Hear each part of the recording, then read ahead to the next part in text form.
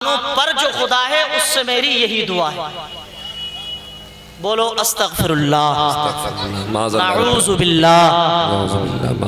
آسمانوں پر جو خدا ہے اس سے میری یہی دعا ہے. اور مولانا عمران برکاتی صاحب افسوس تو یہ ہے وہ لکھنے والے نے لکھ دیا، پڑھنے والے نے پڑھا، یار اس کا ایمان کیا، اس کی پہچان کیا. ہم تو کلمہ پڑھتے ہیں، قرآن کی دولت ہمارے سینے میں، قرآن جیسی کتاب ہمارے گھروں میں. افسوس یہ ہے کہ آج مسلمان اپنے قرآن کو بھول گیا، اپنے ایمان کو بھول گیا. وہ اس گانے کو اپنے گھروں میں بجا رہا ہے، دن رات سن رہا ہے. مفتی جلال الدین فرماتے ہیں ارے آسمانوں پر جو خدا ہے یہ کہنا تو بہت دور کی بات، یہ کہنا کہ اللہ اوپر ہے یہ بھی جملہ غلط ہے، یہ بھی گمراہی اور بددینی ہے. اے قوم مسلم کے نوجوانوں، میں تم سے پوچھتا ہوں یہ کفریہ گانے تم کیوں سنتے ہو؟ عمران ہاشمی کے گانے تم کیوں سنتے ہو؟ سلمان خان کے گانے تم کیوں سنتے ہو؟ شاہ رخ خان کے گانے تم کیوں سنتے ہو؟ تمہارا ایمان کب چلا جائے تمہیں پتا نہیں. تم ایمان کو کیوں کھونے کی کاغذ پر تم اپنے ایمان کی پرواہ کیوں نہیں کرتے؟ چھوڑ دو عمران ہاشمی کے گانے، چھوڑ دو سلمان خان کے گانے، چھوڑ دو شاہ رخ خان کے گانے. ان چیزوں کو مت سنو. میں تمہیں دعوت فکر دیتا ہوں، گانے مت سنو. اگر سننا ہی ہے تو رب کا قرآن سن لیا کرو، اگر سننا ہے تو یاسین شریف سن لیا کرو. ارے اگر سننا ہے تو نبی کے ناز سن لیا کرو. اگر تمہیں سننا ہے تو صدیق کی صداقت کے جلوے سنا کرو. اگر تمہیں سننا ہے تو عثمان کی سخاوت کے جلوے سنا کرو. اگر تمہیں سننا ہے تو حسنین کریمین کے بچپن سنا کرو. اگر تمہیں سننا ہے تو عبد القادر کی کرامت سنا کرو. اگر تمہیں سننا ہے تو غریب نواز کی محنت سنا کرو. اگر تمہیں سننا ہے تو صادق پاک کے صبر کی کہانیاں سنا کرو. اگر تمہیں سننا ہے تو بریلی کے امام اعلیٰ حضرت کی لکھی ہوئی ہدائی کے بخشش کو سنا کرو.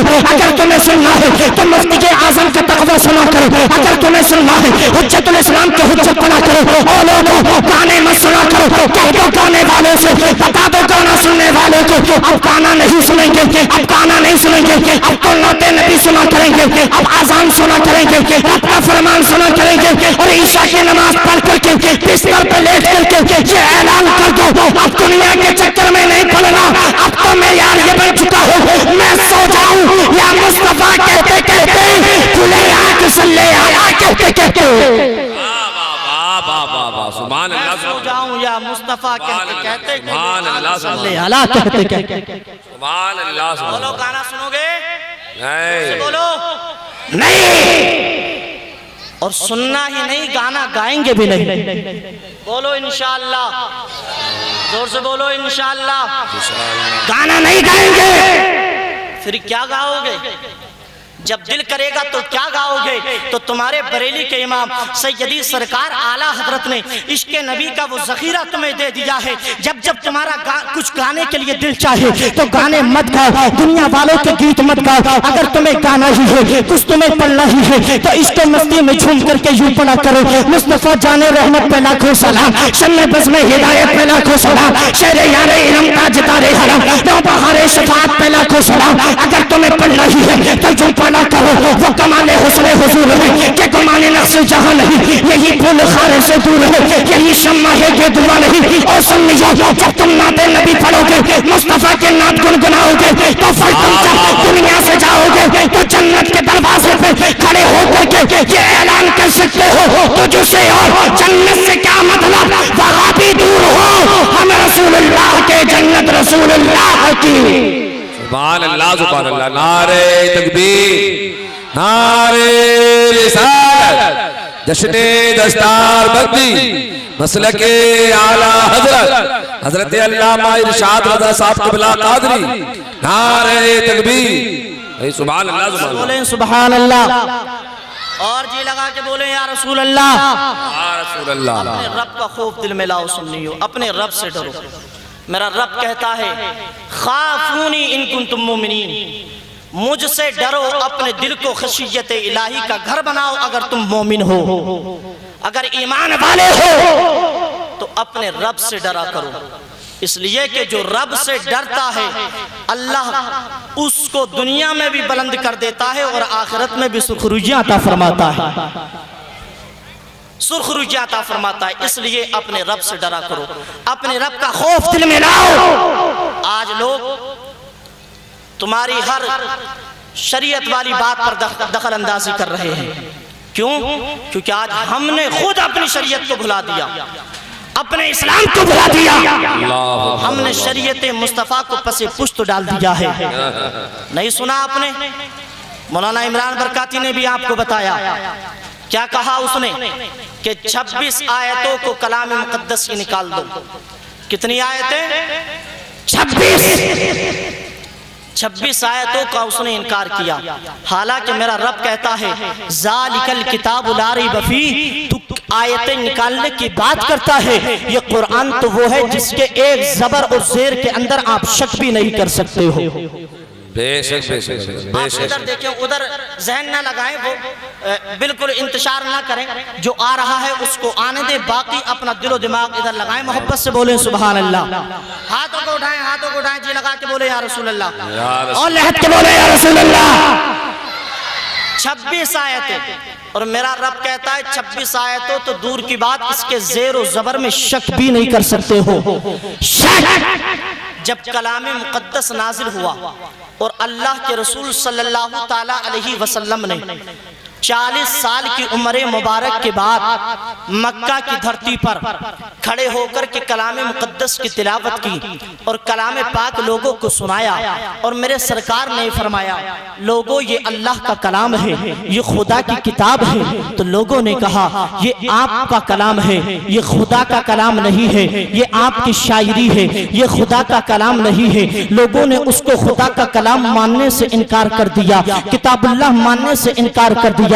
جب لوگوں نے انکار کیا تو میرے رب نے ارشاد فرمایا فَأْتُوا بِسُورَةٍ مِّن مِّثْلِهِ وَادْعُوا شُهَدَاءَكُم مِّن دُونِ اللَّهِ إِن كُنتُمْ صَادِقِينَ۔ اے میرے حبیب، اگر یہ میرا کلام نہیں مانتے، یہ میری کتاب نہیں مانتے ہیں، تو ان لوگوں سے کہو جیسی کوئی صورت بنا کر کے لائے اور سارے دشمنوں کو اکٹھا کر لے، اپنے سارے ساتھیوں کو جمع کر لے اور قرآن جیسی ایک صورت بنا کر کے لائے۔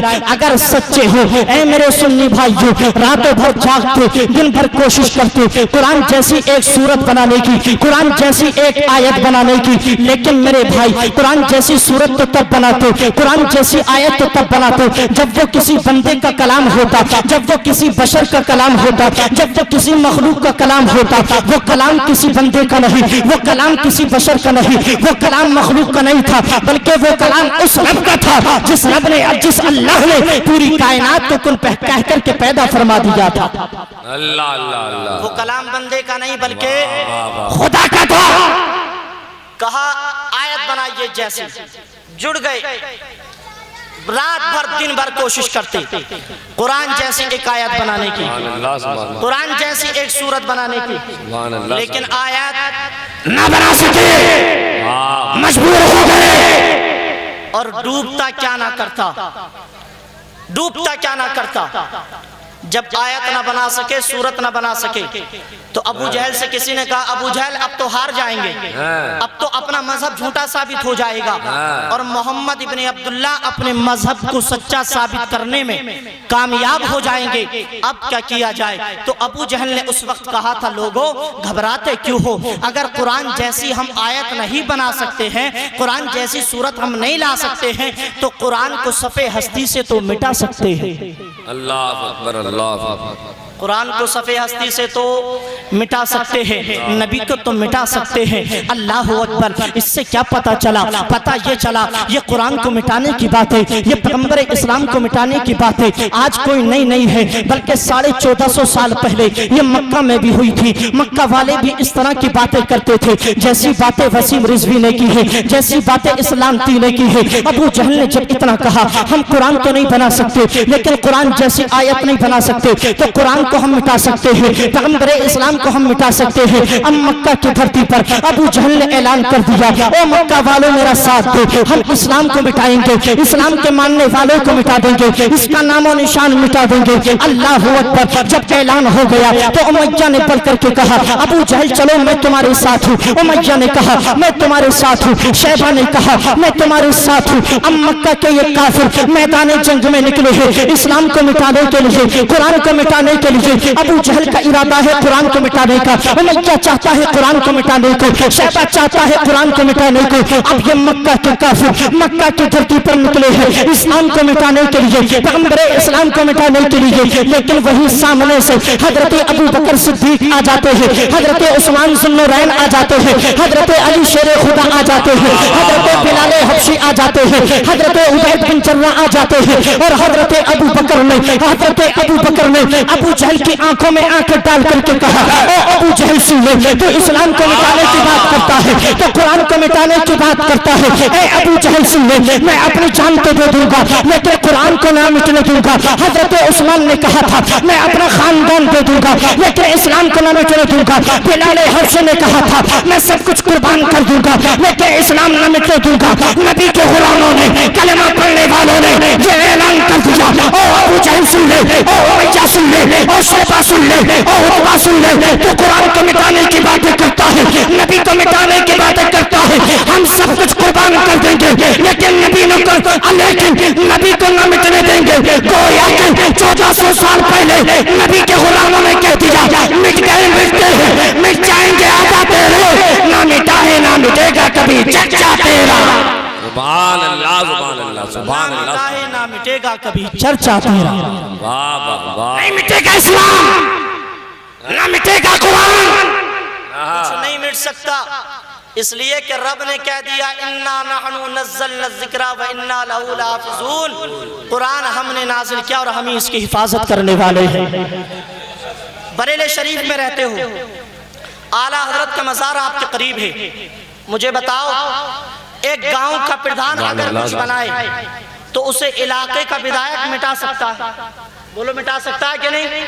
مٹا سکتا ہے، کیونکہ پردھان سے بڑی طاقتور چیز ہے بدایت، اور بدایت اگر کوئی چیز بنائے تو اسے سانسد مٹا سکتا ہے، سانسد کچھ بنائے تو سی ایم اسے مٹا سکتا ہے، سی ایم اسے بنائے تو پی ایم اسے مٹا سکتا ہے، پی ایم بنائے تو اس سے بڑا طاقتور جو دنیا کا اس وقت ہوگا وہ مٹا سکتا ہے۔ لیکن مجھے بتا جو طاقت پردھان کو دی ہو، جو طاقت بدایت کو ملی ہو، جو طاقت سی ایم و پی ایم کو ملی ہو، جو دنیا کے بڑے سے بڑے طاقتور کو ملی ہو، دنیا والے کی چیز کو مٹا سکتے ہیں، لیکن مجھے بتا سب سے بڑی طاقتور، سب سے بڑا طاقتور کون ہے؟ جواب ہوگا اللہ ہے۔ سب سے بڑا طاقتور کون ہے؟ جواب ہوگا خدا ہے۔ بدایت کی طاقت ایک طرف، امیلے کی طاقت ایک طرف، سانسد کی طاقت ایک طرف، سی ایم کی طاقت ایک طرف، دنیا کی تمام طاقتیں ایک طرف اور میرے خدا کی طاقت ایک طرف۔ اور لوگوں مٹایا اسے جاتا ہے جسے بدایت بناتا ہے، جسے سانسد بناتا ہے، جسے سی ایم بناتا ہے، جسے پی ایم بناتا ہے، لیکن جس چیز کو میرا رب بناتا ہے اسے کوئی نہیں مٹا سکتا۔ اس لیے یہ فانوس بن کے جس کی حفاظت ہوا کرے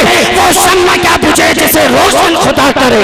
واہ بھائی واہ واہ واہ واہ واہ واہ، ارشاد بھائی زندہ باد زندہ جب باد، سب سے بڑی طاقتور ذات نے قرآن کو بنایا ہے تو قرآن کو کوئی نہیں مٹا سکتا۔ واہ واہ واہ واہ، اللہ اللہ اللہ اللہ، بھائی ارشاد بھائی زندہ باد زندہ باد، واہ واہ بس واہ، بولیں سبحان اللہ۔ اب وسیم رضوی نہ پدی کا شوروا ہے کیا اس کی حقیقت؟ ابے گندے پانی سے پیدا ہونے والا لعنتی جس پر آج ہر کلمہ پڑھنے والا لعنت بھیج رہا ہے، بے اس شک سے بری قسمت کس کی ہو سکتی ہے؟ اس نے کہا کہ 26 آیتوں کو نکال دو، 26 آیتوں کو۔ میں نے کہا نادان تو لکھنؤ میں رہتا ہے، اگر بریلی میں رہتا تو بریلی والے تجھے بتا دیتے تیری حقیقت کیا ہے، پتہ چل جاتا۔ اس لیے کہ وہ دن ابھی زیادہ دور نہیں گزرا ہے جب اعلیٰ حضرت کا بیٹا مجدد ابن مجدد سیدی سرکار مفتی اعظم عالم اسلام نے ایک فتویٰ دیا تھا۔ کیا دیا تھا؟ ارے زور سے بولو، آپ مجھے ایسا لگ رہا ہے شاید آپ کی توجہ حاضر نہیں ہے۔ زور سے بولو توجہ حاضر ہے کہ نہیں؟ زور سے بولیں۔ توجہ کا مطلب سمجھتے ہو؟ کسی جلسے میں حضرت نے کہا توجہ حاضر ہے تو مجمع میں سے ایک لڑکا اٹھا اور حضرت کو 10 روپے دے دیے۔ پھر حضرت نے کہا توجہ حاضر ہے، پھر اٹھا، پھر 10 دے دیے، سلسلہ چلتا رہا، گڈی ختم ہو گئی۔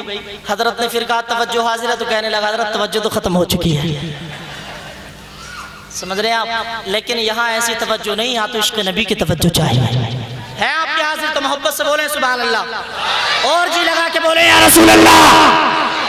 مفتی اعظم نے ایک فتویٰ دیا جس کے جواز کا فتویٰ سہارنپور سے، دیوبند سے، بڑے بڑے یہ اونچا پجامہ رکھنے والوں نے سب نے کہہ دیا کہ نسبندی جائز، نسبندی جائز، سارے فتوے دے دیے، پورے زور لگا لیے نسبندی جائز، نسبندی جائز۔ لیکن یہ بات حقیقت ہے، اپنے ہو یا پرائے ہو، وہ بات جب تک بریلی کی طرف، بریلی والے جب کسی چیز کو جائز نہیں کہتے، لوگ جائز نہیں مانتے ہیں، وہ اپنے ہو یا پرائے ہو۔ جب سہارنپور نے کہا کہ نسبندی جائز ہے، جب دیوبند نے کہا نسبندی جائز ہے، لوگ آئے بریلی کی دھرتی پر، اے مجدد ابن مجدد، اے مفتی اعظم، تم بتاؤ، تمہاری بات پتھر کی لکیر ہے، تم بتاؤ تم کیا کہتے ہو، نسبندی جائز ہے کہ نہیں؟ تو بریلی کا مجدد کہتا ہے نسبندی جائز نہیں ہے، نسبندی حرام ہے، نسبندی حرام ہے، نسبندی حرام ہے۔ لوگوں نے کہا مفتی اعظم فتویٰ واپس لے لو، فتویٰ واپس لے لو۔ سرکار مفتی اعظم بولے اے لوگوں تمہاری عقل ماری گئی ہے، فتویٰ واپس نہیں لیا جاتا، یہاں فتویٰ نہیں بدلتا ہے، یہاں تو وقت کی حکومتیں بدل جاتی ہے، یہاں وقت کی سلطنتیں بدل جاتی ہے، فتویٰ نہیں بدلتا ہے۔ وقت کے سی ایم نے کہا فتویٰ واپس لے لو، سی ایم بولا فتویٰ واپس لے لو، پی ایم بولا، ایس ڈی ایم بولا، ودھایک بولا، پردھان بولا، بڑی بڑی طاقتیں بولی فتویٰ واپس لے لو۔ مفتی اعظم نے کہا فتویٰ نہیں لیا جائے گا۔ میں کہنے لگا ابے وسیم رضوی دیکھ لے، جب زمانہ مل کر کے